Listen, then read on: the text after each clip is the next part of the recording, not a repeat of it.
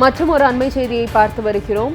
சென்னையில் நடைபெற்று வரும் சாலை பணிகளை ஜூலை 31ஆம் தேதிக்குள் முடிக்க வேண்டும் என ஒப்பந்ததாரர்களுக்கு சென்னை மாநகராட்சி உத்தரவு பிறப்பித்துள்ளது. இதுகுறித்த புதிய அண்மை செய்தியை பார்த்து வருகிறோம். சென்னை மாநகராட்சியில் ரூபாய் 489.22 கோடி மதிப்பீட்டில் 650.90 கிலோமீட்டர் நீளத்திற்கு 3987 சாலைகள் அமைக்கும் பணிகள் நடைபெற்று வருகின்றன. இப்பணிகளை ஜூலை 31ஆம் தேதிக்குள் முடிக்க வேண்டும் என ஒப்பந்ததாரர்களுக்கு சென்னை மாநகராட்சி உத்தரவினை பிறப்பித்துள்ளது.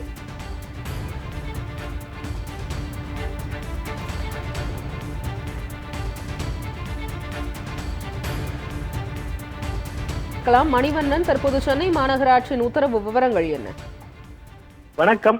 கடந்த பருவமழையின் பொழுது சென்னையில கனமழை பெய்ததன் காரணமாக ஒரு சில இடங்கள்ல சாலைகள் சேதமடைந்தது.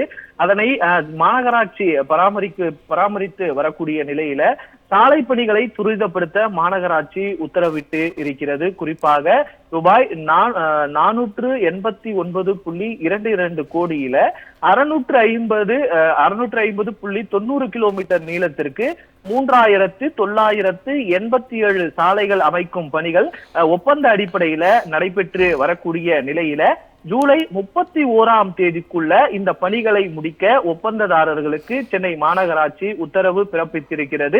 குறிப்பாக இந்த பணிகள் அனைத்து பொறியாளர்கள் மேற்பார்வையில ஏற்கனவே அமைக்கப்பட்ட பழைய சாலைகள் முழுவதுமாக அகழ்ந்தெடுக்கப்பட்டு புதிய சாலைகள் அமைக்கும் பணி தற்பொழுது நடைபெற்று வருகிறது.